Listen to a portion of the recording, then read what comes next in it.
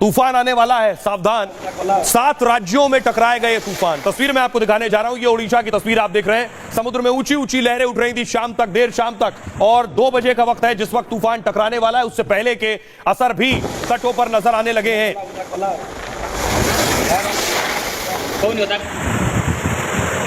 अगली तस्वीर देखिए जरा, ये एनडीआरएफ मौके पर लगी है। तूफान पहुंचने से पहले आप देख रहे हैं तेज आंधी और बारिश ओडिशा के तट पर नजदीकी इलाकों में पहुंच चुकी है। अभी तो सर ये तो बहुत कॉम्प्लिकेटेड है सर यार ना।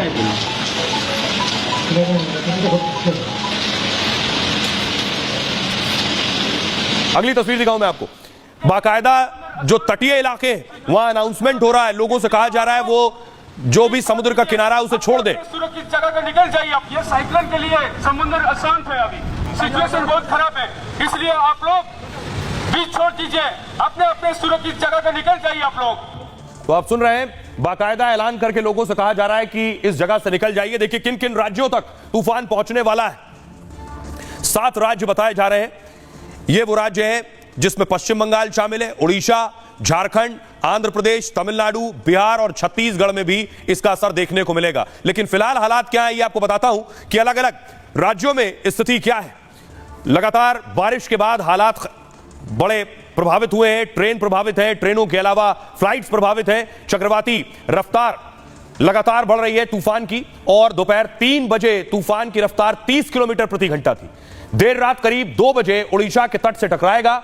समुद्र तट पर जब टकराएगा तो रफ्तार 120 किलोमीटर प्रति घंटा होगी। तटीय इलाकों में 80 किलोमीटर प्रति घंटे से ज्यादा की रफ्तार से हवाएं चल रही हैं।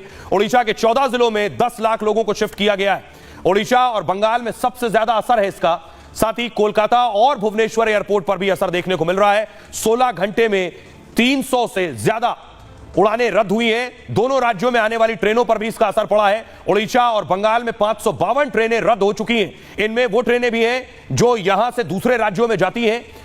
पुरी की जगन्नाथ मंदिर में सभी अस्थायी टेंट हटा दिए गए हैं और एस्बेस्टस की जो छत है उस पर रेत की भारी बोरियां रख दी गई हैं कि वो उड़ ना जाए। कोणार्क मंदिर को 2 दिनों के लिए बंद कर दिया गया है। जानकारी है ओडिशा में एनडीआरएफ फायर ब्रिगेड की 288 टीमें तैनात हैं। 14 जिलों के स्कूल कॉलेज 25 अक्टूबर तक बंद रहेंगे और इन जिलों में सभी टूरिज्म पार्क को भी बंद कर दिया गया है। ओडिशा में होटल बुकिंग अगले 4 दिन तक नहीं होगी।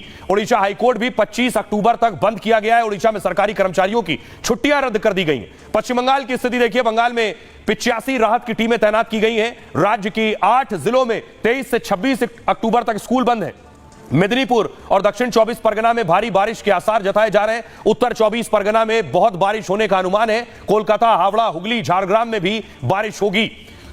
दाना तूफान जो है इसका नाम कतर से लिया गया है, क्योंकि हर बार जो तूफान आता है उसका नाम बदल जाता है। कतर से इसका नाम दाना तूफान पड़ा है।